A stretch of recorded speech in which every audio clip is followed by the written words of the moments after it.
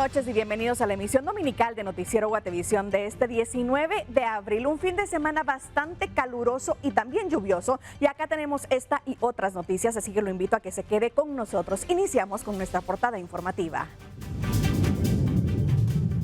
Recta final por la Fiscalía General. Este 20 de abril la comisión definirá la nómina tras una maratónica evaluación y ajustes en los puntajes, en una votación clave que marcará la elección del próximo jefe del Ministerio Público. La Corte de Constitucionalidad entra en escena este 23 de abril con un amparo que podría sacudir la nómina final en medio de denuncias, dudas y posibles conflictos que ponen en jaque el proceso. Guatemala bajo alerta por lluvias inesperadas, tormentas eléctricas, posible caída de granizo y riesgo de crecida de ríos podrían repetirse en los próximos días tras el ingreso de humedad y el intenso calor acumulado. Amor sin etiquetas en la era digital. Crecen las situationships. 1 de cada 3 jóvenes no sabe si su relación es exclusiva y la falta de claridad ya dispara ansiedad, dudas y vínculos sin reglas. Tragedia que sacuda a Estados Unidos. 8 niños asesinados en múltiples tiroteos durante la madrugada en Luisiana. Un ataque ligado a violencia doméstica que deja heridos, un agresor abatido y una comunidad en shock.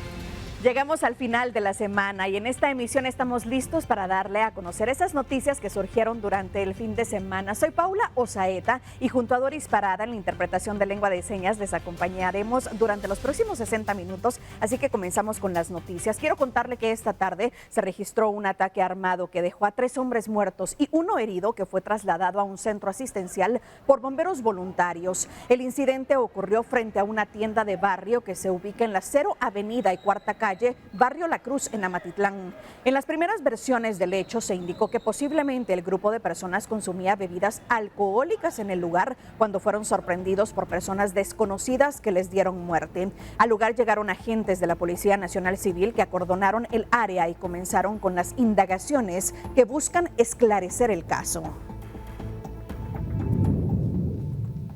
Y un hombre fue capturado durante un allanamiento realizado por investigadores de la DIDAE en coordinación con fiscales del Ministerio Público en la aldea El Astillero en Chiquimulilla, Santa Rosa.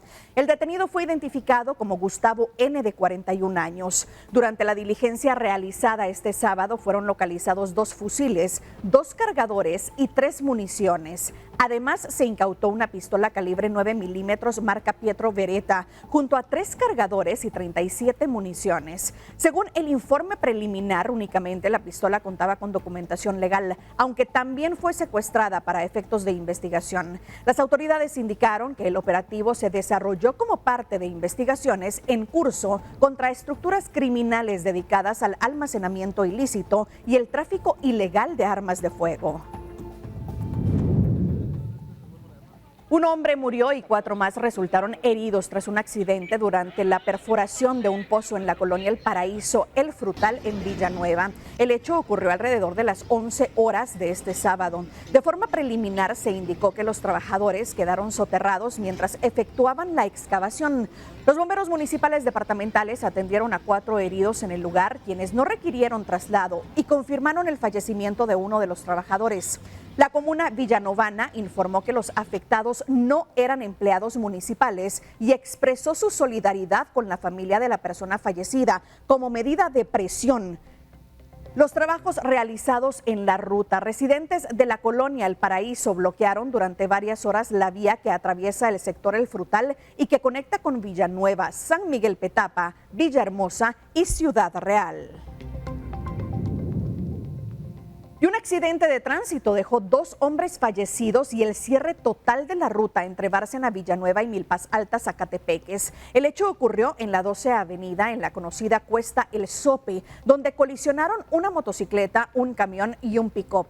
De acuerdo con reportes de bomberos municipales departamentales, la magnitud del impacto obligó a las autoridades a suspender el paso vehicular por varias horas mientras cuerpos de socorro atendían la emergencia y resguardaban la escena.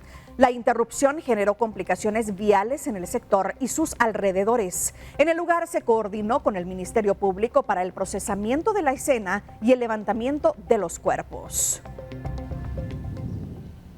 Y le cuento también que un hombre falleció la tarde del sábado en una pasarela ubicada en la 49 calle y tercera avenida de la zona 12 en la colonia Villalobos 2 Villanueva, generando la movilización de cuerpos de socorro y autoridades. Al lugar acudieron familiares del fallecido, quienes lo identificaron como Marcos Yat Lush, de 51 años. De acuerdo con los bomberos voluntarios, las llamadas de auxilio indicaban que la persona se habría desmayado en el lugar, pero al momento de su arribo evaluaron a la víctima y confirmaron que ya no contaba con signos vitales.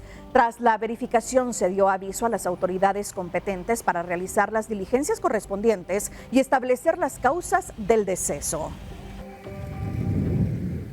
Y en otro suceso, dos vehículos colisionaron en la Sexta Avenida y 12 Calle de la zona 9 este domingo por la madrugada. Durante el accidente, una mujer de 55 años que viajaba como copiloto de uno de los vehículos resultó herida en diferentes regiones del cráneo, por lo que al ser estabilizada fue trasladada hacia la emergencia del Hospital Roosevelt. De acuerdo al informe presentado por bomberos municipales, los pilotos de ambos vehículos presentaban lesiones leves, por lo que permanecieron en el lugar para solventar su situación con las autoridades competentes, quienes se hicieron presentes para asegurar la escena y realizar las diligencias correspondientes. Y mire, esta información nos la compartió Eric Manuel Ávila, un ciudadano que presenció un altercado registrado la tarde de este sábado en la terminal en la zona 4, en la intersección de la 5ª y 9ª calle, en el área de estacionamiento de buses extraurbanos con destino a San José y Santa Catarina Pinula.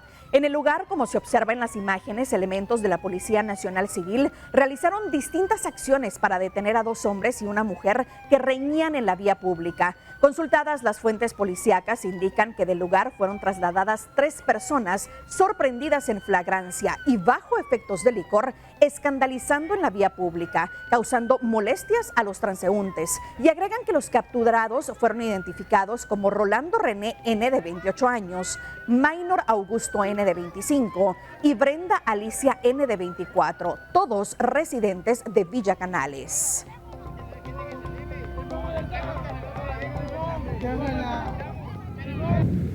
Y en otro suceso, un hombre de unos 25 años falleció y otro quedó herido debido a un accidente de tránsito ocurrido esta madrugada en la calzada Atanasio Tzul y 24 calle de la zona 12. Los cuerpos de los accidentados quedaron a varios metros de la motocicleta en la que viajaban. De acuerdo a los bomberos municipales, el hombre fallecido presentaba múltiples heridas graves que le causaron la muerte.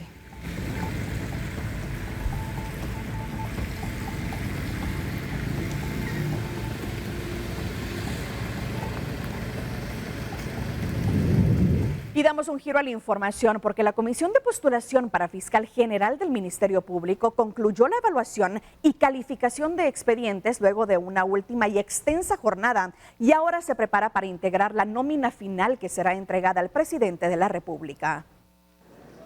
En horas de la madrugada de este sábado, la Comisión de Postulación para Fiscal General del Ministerio Público concluyó la revisión y evaluación de los 48 expedientes de los profesionales que buscan llegar al frente del Ministerio Público.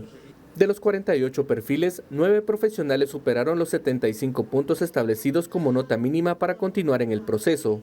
Sin embargo, según lo aprobado por la comisión, esta calificación se mantendría si se contara con al menos 12 profesionales con ese puntaje. Al no alcanzar este número, la comisión tendrá que rebajar la línea de corte para contar con al menos una docena de opciones y posteriormente integrar la lista final de 6 candidatos.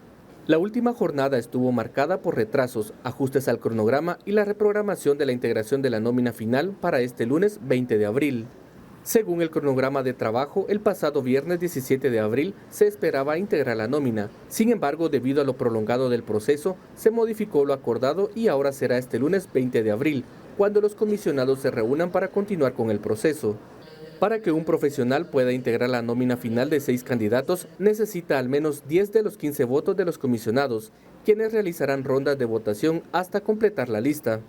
El 16 de mayo es la fecha en que la actual fiscal María Consuelo Porras concluye su segundo periodo al frente del Ministerio Público. El 17 de mayo el nuevo fiscal general, nombrado por el presidente Bernardo Arévalo, deberá tomar posesión del cargo.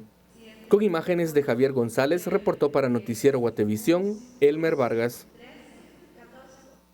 Y entre los profesionales que buscaban ser elegibles para la integración de la nómina final de candidatos a fiscal general del Ministerio Público figuraban el ministro de Gobernación y el procurador general de la Nación, pero no alcanzaron la nota mínima para continuar en el proceso.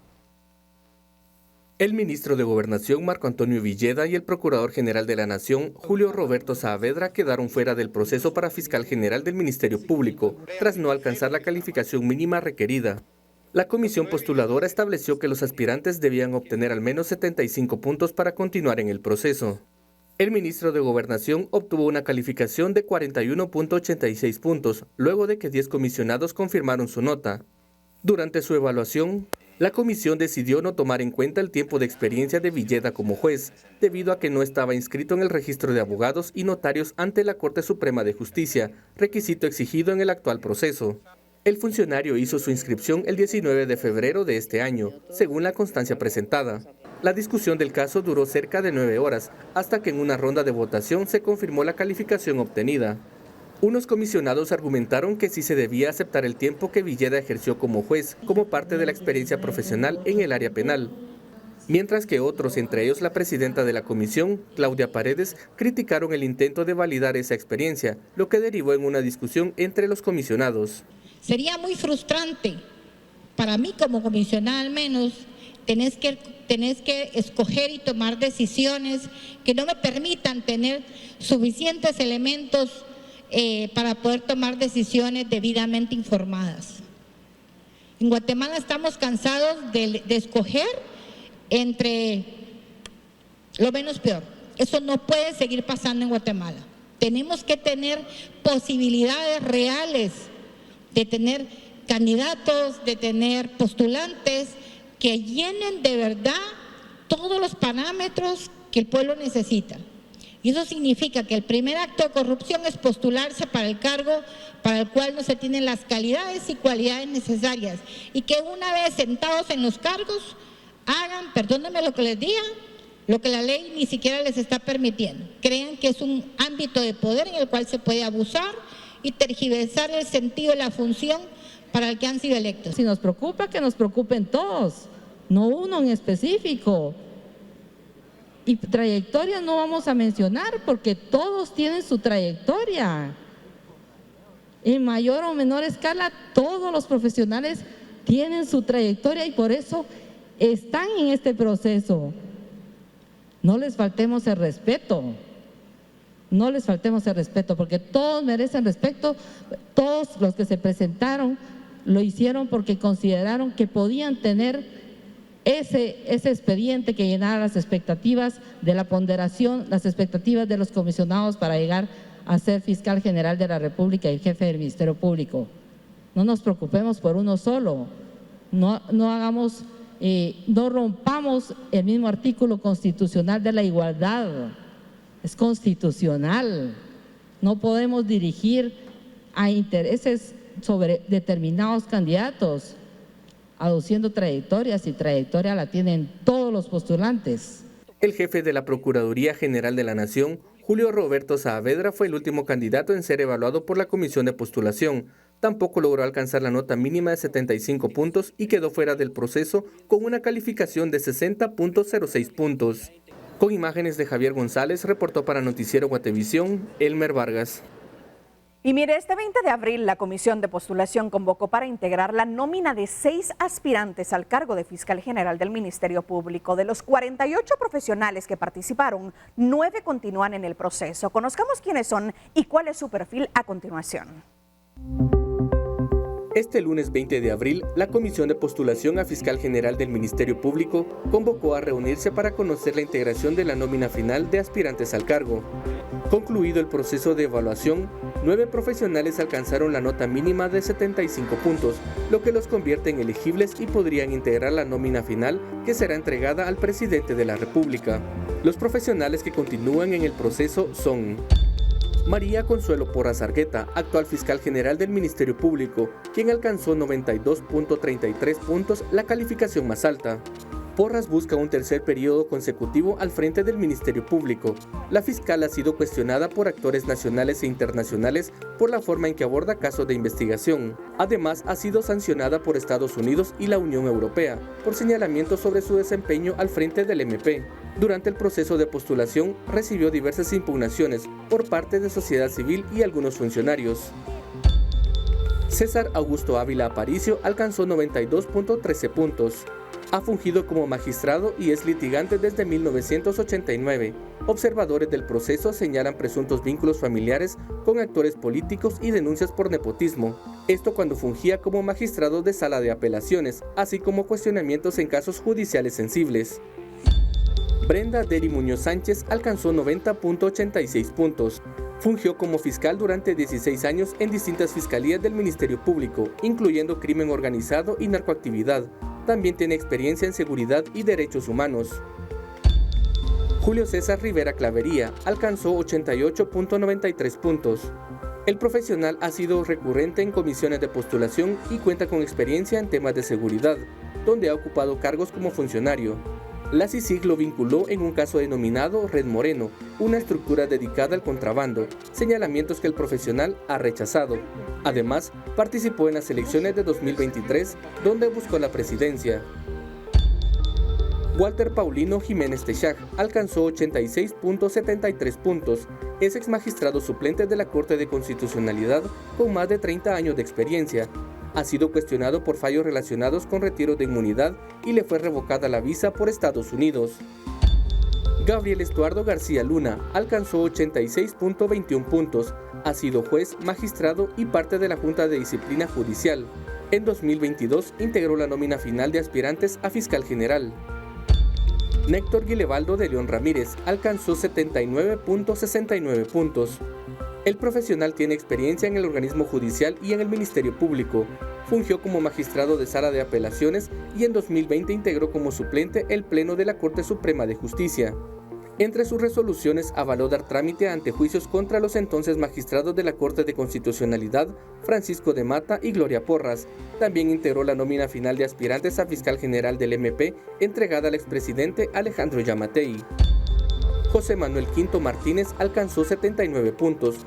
Cuenta con experiencia como abogado litigante en casos penales de alto impacto y procesos de extradición. Henry Alejandro Elías Wilson obtuvo una calificación de 76.85 puntos. El profesional cuenta con experiencia en el Ministerio Público y es exmagistrado de sala de apelaciones del organismo judicial.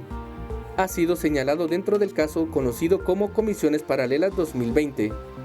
Como magistrado de sala recibió cuestionamientos por resoluciones en las que presuntamente se benefició al entonces binomio presidencial Otto Pérez Molina y Roxana Valdetti, esto por supuesta afinidad con los exfuncionarios.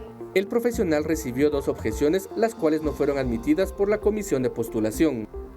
Reportó para Noticiero Guatevisión, Elmer Vargas. Y la Corte de Constitucionalidad, presidida por Anabela Morfín, conocerá hasta el 23 de abril un amparo clave que cuestiona a los aspirantes a fiscal general. Una decisión que llega después de la fecha prevista para que la comisión de postulación conforme la nómina de 6 candidatos, lo que podría alterar o incluso reconfigurar el proceso en su fase final. Este recurso se suma a un ambiente marcado por denuncias contra comisionados, señalamientos de posibles actos de coacción y debates sobre los criterios de evaluación. Además, otro amparo plantea un posible conflicto de interés del presidente Bernardo Arévalo en la designación del próximo fiscal. Analistas advierten que esta acumulación de acciones legales no solo incrementa la incertidumbre, sino que también podría retrasar decisiones clave o modificar la elegibilidad de aspirantes. Gracias por continuar con nosotros. Mire, los guatemaltecos fuimos sorprendidos con lluvias en diversas zonas del país en horas de la madrugada de este domingo. Las autoridades señalan que estas condiciones climáticas podrían continuar, incluso con posible caída de granizo en algunas regiones. Luego de varios días con altas temperaturas en el país, este domingo las condiciones climáticas cambiaron debido a las lluvias registradas desde las primeras horas de este domingo. De acuerdo con el INSIBUME, las lluvias son causadas por el ingreso de humedad y el calentamiento diurno de los últimos días, lo que podría generar tormentas eléctricas principalmente en el suroccidente, en el centro del país y la zona del Caribe. Las autoridades recomiendan tener precaución ante posibles tormentas severas que incluyen viento fuerte y la posibilidad de caída de granizo en algunas zonas. Además, no se descarta la crecida de ríos y algunas inundaciones según el boletín meteorológico. Se informó que las lluvias prevalecerán principalmente en horas de la tarde y noche y que durante el día se prevén altas temperaturas. Para los próximos días se espera mantener las condiciones climáticas que favorecerán las lluvias, principalmente en la boca costa del país. El INSIBU me aclara que las recientes lluvias no forman parte del ingreso a la temporada de lluvias, sino a condiciones locales por los cambios de temperaturas y el ingreso de humedad de ambos océanos. Informó para Noticiero Guatevisión, Elmer Vargas.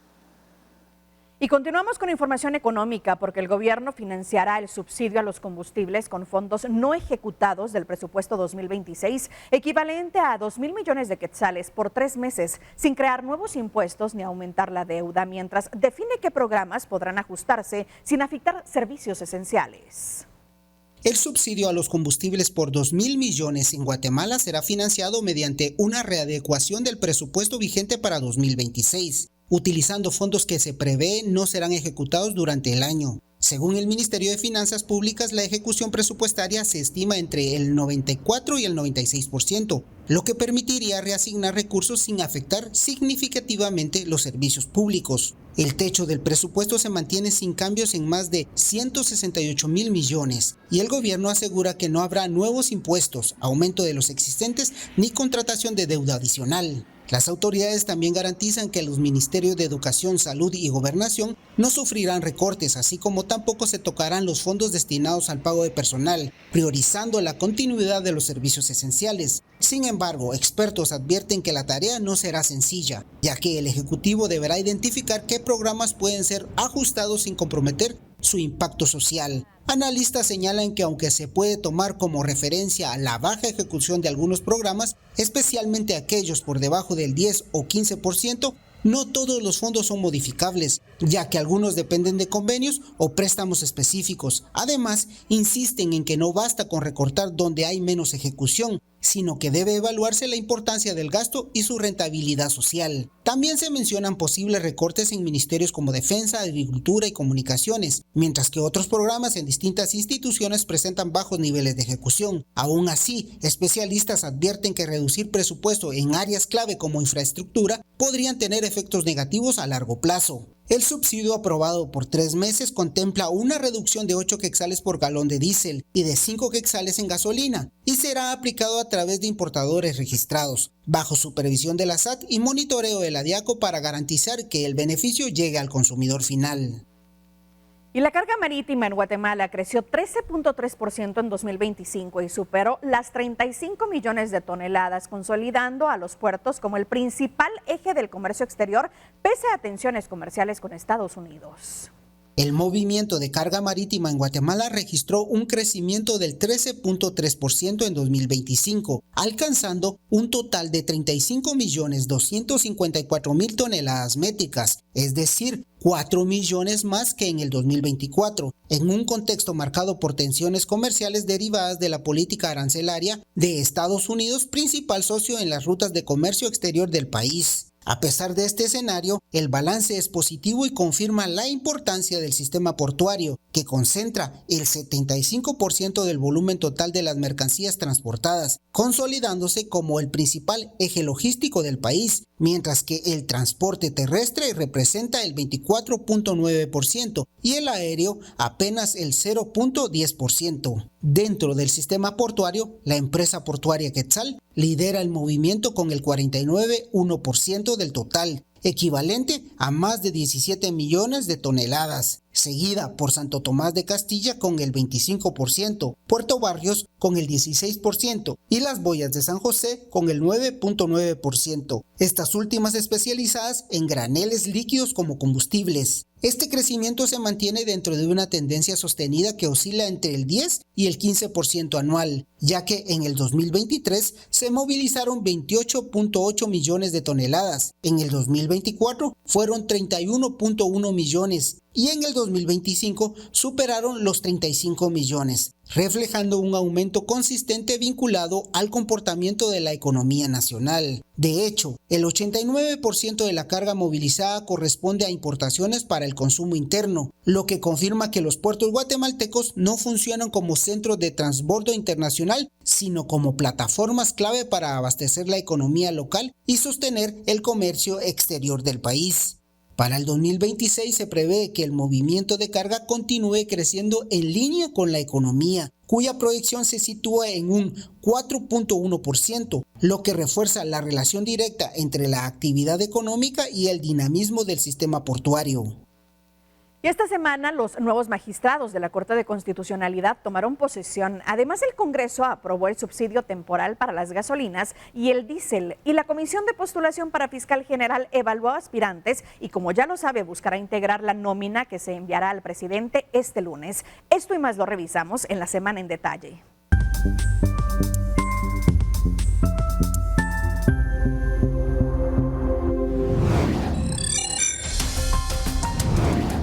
El Ministerio de Gobernación informó que promueve acciones legales con el objetivo de reactivar la construcción de la cárcel de máxima seguridad en Morales Izabal, la cual permanece suspendida por orden judicial. De acuerdo con la cartera, las gestiones buscan revertir la resolución que mantiene detenido el proyecto, sin detallar el tipo de recursos planteados ni los plazos del proceso en curso. La construcción de la obra, identificada como El Triunfo, había iniciado a finales de marzo. Sin embargo, una resolución judicial ordenó su suspensión provisional, lo que detuvo los trabajos en el lugar. Los magistrados de la 9ª Magistratura de la Corte de Constitucionalidad, que estarán hasta 2031, tomaron posesión al frente de ese organismo en un acto protocolario llevado a cabo en el Centro Cultural Miguel Ángel Asturias. Además, se realizó el acto de investidura de Gladys Anabela Morfín como presidente para el periodo 2026-2027. Los togados que asumieron el cargo son Anabela Morfín, Astrid Lemus, Roberto Molina Barreto, Dina Ochoa y Julia Rivera como magistrados titulares, mientras que María Jocholá, Luis Bermejo, Luis Rosales, Claudia Paniagua y Luis Aguirre Pumay asumieron como magistrados suplentes. El Congreso de la República aprobó un subsidio de 2,000 millones de quetzales para los combustibles como medida para enfrentar el incremento en los precios derivados del contexto internacional. La decisión fue tomada de urgencia nacional con el respaldo de más de 120 diputados, luego de 3 semanas de discusión y negociaciones entre distintas bancadas. El subsidio contempla un aporte directo de 5 quetzales por galón de gasolina súper y regular, así como 8 quetzales por galón de diésel, que serán entregados a los expendedores para reflejarse en el precio final al consumidor. Los recursos provienen de una readecuación presupuestaria que incluye reducciones en comunicación, defensa y agricultura. Este subsidio no entró en vigencia de forma inmediata, ya que primero debía ser sancionado por el presidente de la República y posteriormente publicado en el Diario Oficial. La misión de la Organización de los Estados Americanos, que da seguimiento al fortalecimiento institucional en el país, sostuvo una reunión con la Comisión de Reformas al Sector Justicia del Congreso de la República, en la que se analizaron los procesos de elección de autoridades de segundo grado y posibles cambios al sistema. Durante el encuentro, los representantes internacionales compartieron observaciones recabadas a lo largo de su misión, que incluye el seguimiento a elecciones recientes en instituciones clave del país, como la Corte de Constitucionalidad y el Ministerio Público. El diálogo también incluyó la posibilidad de que la misión aporte insumos técnicos a la Comisión Legislativa, con base en las observaciones realizadas durante sus visitas, que ya suman varias etapas de seguimiento a los procesos institucionales del país. La Comisión de Postulación para Fiscal General concluyó la evaluación de 48 aspirantes, pero solo 9 superaron los 75 puntos establecidos como nota mínima, lo que obligó a rebajar la línea de corte para garantizar al menos una docena de candidatos elegibles. Por este ajuste, la integración de la nómina final de 6 aspirantes fue reprogramada para el 20 de abril. Cada candidato deberá obtener al menos 10 votos de los 15 comisionados para ser incluido en la lista, que será enviada al presidente Bernardo Arévalo e encargado de nombrar al nuevo jefe del Ministerio Público para el periodo 2026-2030, a partir del 17 de mayo. El proceso avanza en medio de tensiones internas, bloques definidos dentro de la comisión y cuestionamientos por las calificaciones otorgadas.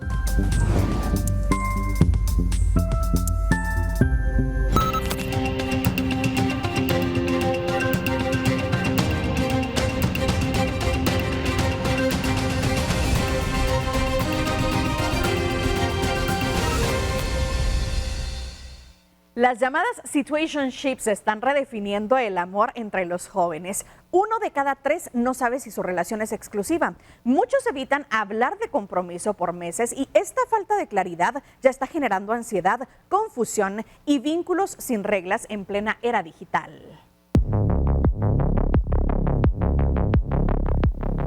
Las relaciones sin etiquetas, conocidas como situationships, están marcando una nueva forma de vincularse entre los jóvenes, pero también están dejando dudas, ansiedad y expectativas poco claras. Una encuesta realizada por la organización Clarity Check a 3.890 adultos entre 18 y 35 años de Latinoamérica revela que el 34% no sabe si su relación actual es exclusiva. Es decir, 1 de cada 3 jóvenes vive un vínculo sentimental sin tener certeza sobre su compromiso. El estudio también evidencia que hablar de exclusividad ya no es una prioridad inmediata. El 42% admite que esperó más de 3 meses para tocar el tema, mientras que el 28% nunca lo ha hablado directamente con su pareja, lo que refleja una tendencia creciente a mantener relaciones emocionalmente cercanas, pero sin acuerdos claros. Esta ambigüedad aumenta con la edad. Entre quienes tienen 25 y 34 años, el 47% reconoce haber mantenido vínculos paralelos o simultáneos sin formalizar exclusividad, una cifra que contrasta con el 21% en el grupo de 18 a 24 años. Las redes sociales también están influyendo en esta dinámica. El 59% afirma que ver a la persona que le interesa interactuar con otros en plataformas digitales reduce su intención de hablar sobre exclusividad, mientras que el 31% reconoce que el debate en línea ha cambiado su forma de entender las relaciones. Pero esta falta de claridad no es gratuita. El 44% de los encuestados asegura haber sentido estrés o ansiedad por no tener certeza en su relación, y el 38% admite haber asumido exclusividad sin haberla hablado, solo para descubrir después que su pareja no pensaba lo mismo. Expertos señalan que el acceso constante a aplicaciones, la comunicación digital y el cambio en la forma de concebir el compromiso están transformando las relaciones. Hoy muchas personas se involucran emocionalmente antes de definir qué son realmente, y eso está redefiniendo la confianza, la comunicación y las expectativas en el amor moderno. Una realidad que deja una pregunta en el aire. ¿En la era digital, las relaciones avanzan o simplemente se quedan en pausa?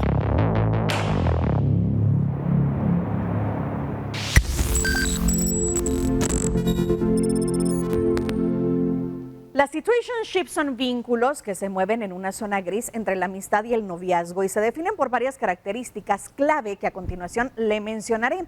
La falta de etiquetas, donde las personas evitan nombrar la relación o definir qué son. La ausencia de compromiso, ya que no hay acuerdos de exclusividad ni planes a futuro. La intimidad física y emocional, porque aunque no hay formalidad, sí existe cercanía, citas y conexión afectiva. La comunicación inconsistente, que puede ser frecuente pero superficial o aparecer solo por conveniencia. El fluir sin planificación, donde se vive el presente evitando conversaciones incómodas sobre el rumbo de la relación. Y por último, relaciones no públicas, ya que muchas veces no se presentan ante familia o amigos, lo que refuerza la ambigüedad y la falta de claridad. Y ahora que ya sabemos más de estas situationships, es momento de continuar con más información. Y es que daremos un repaso por esas noticias que se hicieron virales en las redes sociales y dieron mucho de qué hablar. Esto es Mundo Insólito. Una tragedia ha conmocionado a 10 personas muertas y 40 en highway y terminó volcado entre los árboles.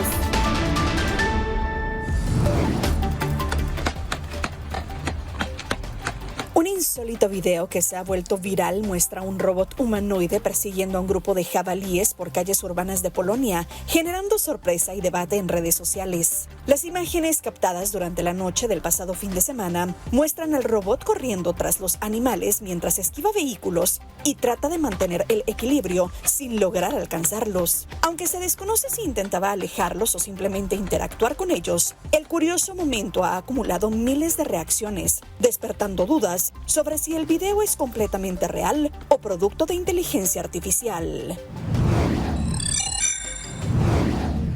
Un acto de valentía evitó una tragedia en Brasil, donde un joven arriesgó su vida para rescatar a un amigo que sufría una descarga eléctrica en una cancha deportiva. El incidente ocurrió cuando la víctima quedó en contacto con una estructura metálica energizada, lo que generó momentos de alta tensión. Tras varios segundos críticos, el joven logró intervenir, apartarlo del peligro y ponerlo a salvo, en una acción que ha sido destacada por su rapidez y determinación.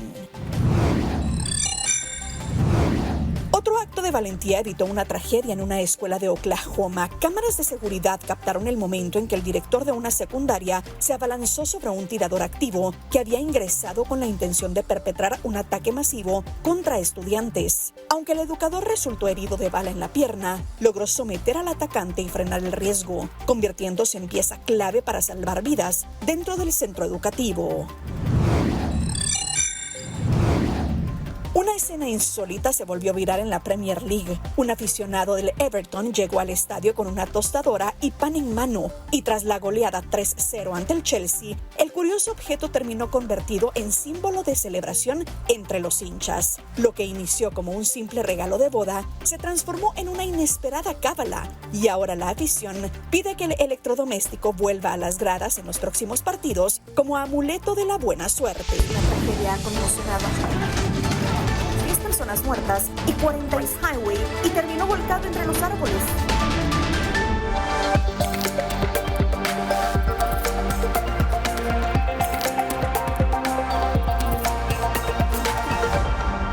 Y en temas tecnológicos, el robot humanoide H1 de Unity Robotics sorprende al mundo al alcanzar velocidades de hasta 10 metros por segundo, acercándose al rendimiento de atletas olímpicos y marcando un nuevo hito en la evolución de la robótica.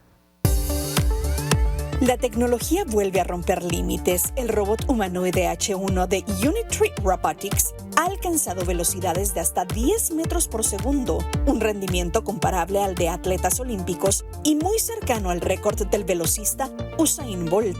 El logro captado en video marca un antes y un después en la robótica, al demostrar que estas máquinas no solo caminan, sino que ya pueden correr con una eficiencia sorprendente. Con un diseño similar al cuerpo humano, 62 kilogramos de peso y proporciones atléticas, el H1 combina potencia, equilibrio y sistemas avanzados de control para lograr este desempeño sin precedentes. Expertos descartan que el verdadero avance no es solo la velocidad, sino la coordinación y estabilidad durante el movimiento, aspectos clave en el desarrollo de robots humanoides. Este hito se da en medio de una carrera tecnológica liderada por China, donde la velocidad se ha convertido en un indicador clave del progreso en robótica. Incluso se proyecta que en un futuro cercano, estos robots podrían competir y superar a los humanos en pruebas como los 100 metros planos. El impacto ya se siente en redes sociales y en la comunidad científica, donde surge una nueva pregunta: ¿hasta dónde podrán llegar estas máquinas? Por ahora, el H1 no solo acelera en la pista, sino también el debate sobre el futuro del deporte, la tecnología y la relación entre humanos y robots.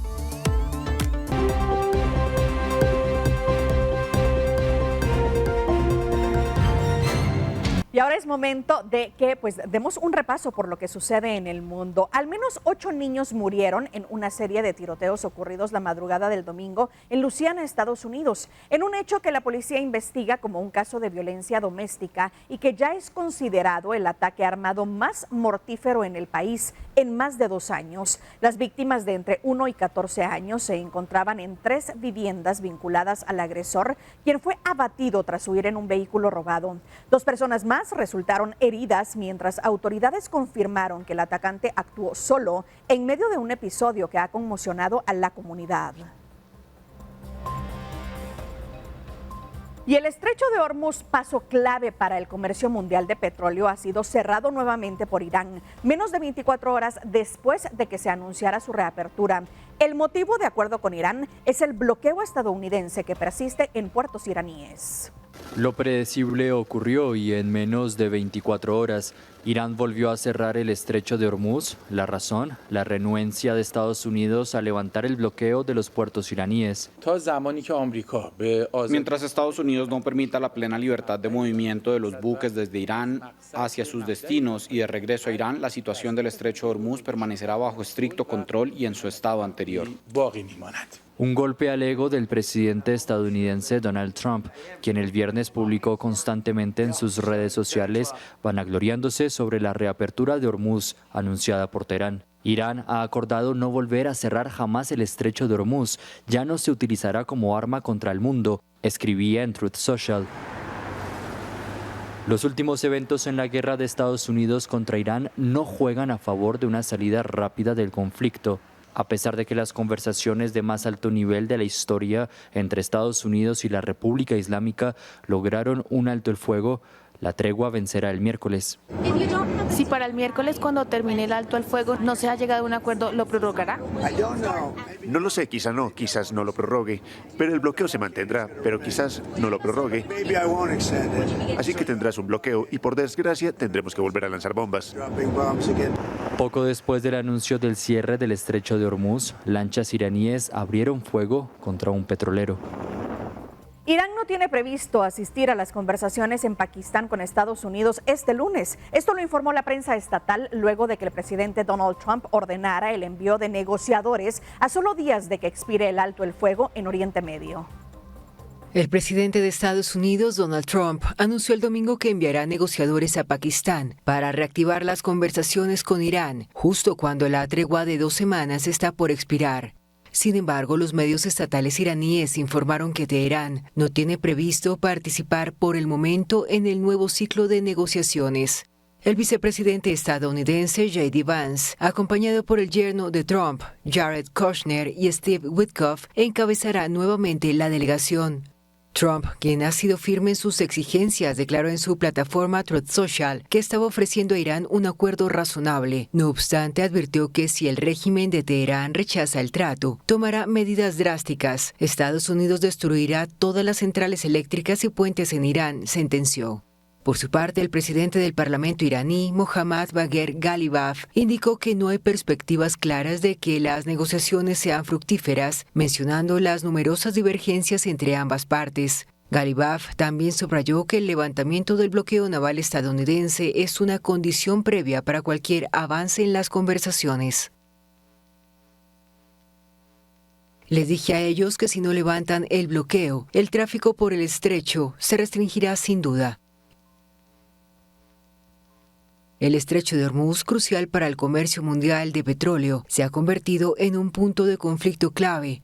Las tensiones se intensificaron recientemente después de los disparos a varios buques comerciales, lo que ha complicado aún más las posibilidades de una solución pacífica.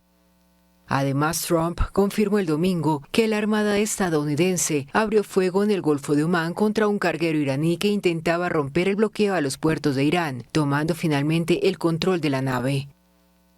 Mientras tanto, la situación en el Líbano sigue siendo tensa, a pesar de un alto el fuego de 10 días que entró en vigor el viernes entre Israel y Hezbolá, con ambos bandos acusándose mutuamente de violar la tregua. Las fuerzas israelíes han intensificado su respuesta frente a cualquier amenaza proveniente del sur, donde el movimiento proiraní sigue siendo una preocupación clave. El primer ministro Benjamin Netanyahu y yo hemos ordenado a las FDI operar con toda su fuerza, tanto desde tierra como desde el aire y durante el alto el fuego, para proteger nuestras vidas en el Líbano de cualquier amenaza. El conflicto en Líbano ya ha dejado cerca de 2.300 muertos y 1 millón de desplazados. Y en Barcelona, líderes progresistas encabezados por Pedro Sánchez advirtieron sobre amenazas a la democracia y al orden internacional en una cumbre marcada por tensiones globales y llamado a reformas. El presidente del gobierno español, Pedro Sánchez, llamó el sábado en Barcelona a proteger la democracia frente a lo que describió como crecientes amenazas al orden internacional durante una cumbre de líderes progresistas. En el encuentro participaron dirigentes como el presidente de Brasil, Luis Ignacio Lula da Silva, el mandatario colombiano Gustavo Petro y la presidenta mexicana Claudia Sheinbaum, en un contexto marcado por tensiones geopolíticas y cuestionamientos al sistema multilateral. La democracia no puede darse por sentada.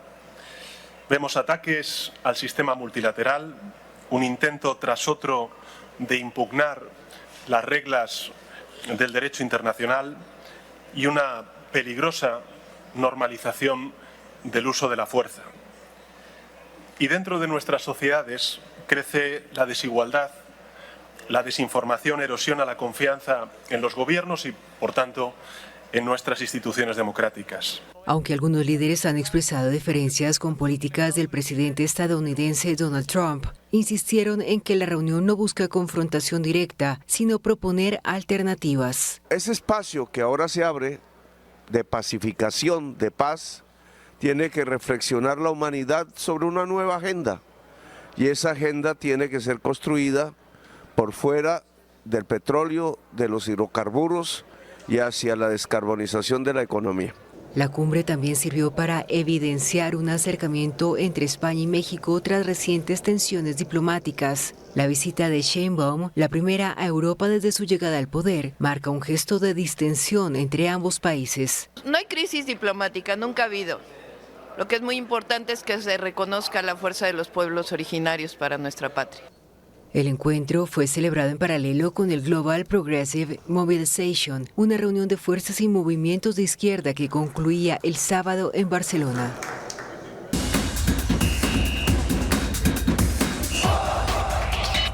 Ya estamos de regreso y lo hacemos con información deportiva. La jornada 21 del Clausura 2026 dejó resultados importantes, goles y una tabla cada vez más apretada en la lucha por la clasificación. Veamos el resumen completo con nuestro compañero Kevin Gordillo. La jornada 21 del Clausura 2026 dejó resultados contundentes y movimientos importantes en la tabla de posiciones, en una fase de clasificación donde cada punto comienza a pesar más. En el estadio José Ángel Rossi, Cobán Imperial hizo respetar su casa y venció 3-1 a Achuapa. El equipo cobanero abrió el marcador al minuto 35 con Janeson Pereira, pero Achuapa reaccionó junto antes de descanso. Ya en la segunda mitad apareció Amaral como figura del encuentro, marcando un doblete al 65 y 72 para sellar la victoria. Por su parte, Misco fue contundente y no tuvo piedad al golear 4-0 a Aurora. Nicolás Martínez lideró la ofensiva con un doblete al 49 y 58 desde el punto penal. Mientras que Esteban García al 70 y José Bolaños al 80 completaron la goleada en una actuación dominante del conjunto misqueño. En otro de los encuentros, Municipal sacó un triunfo importante como visitante, tras imponerse 3-1 a Marquense. Cristian Hernández adelantó a los rojos al 38, aunque Diego Casas empató al 49. Sin embargo, Jeffrey Bantes al 73 y Rudy Muñoz al 90+2 aseguraron los 3 puntos para los capitalinos. Y en el cierre de la jornada, Xelajú MC se quedó con el triunfo ajustado de 3-2 ante Mictlán en un partido intenso que se definió en los últimos minutos y que mantiene a los Chivos en la pelea dentro de la clasificación. Así se cierra la jornada 21 del Clausura 2026 con resultados que aprietan la tabla y dejan todo abierto en la lucha por la clasificación. Para Noticiero Guatevisión, Kevin Gordillo. Finalizamos así esta hora de información, como siempre agradeciendo que nos haya elegido para informarse. Les recuerdo que el próximo domingo tiene una cita con nosotros en este mismo espacio y entre semana en nuestras diferentes emisiones. Les deseo una excelente noche.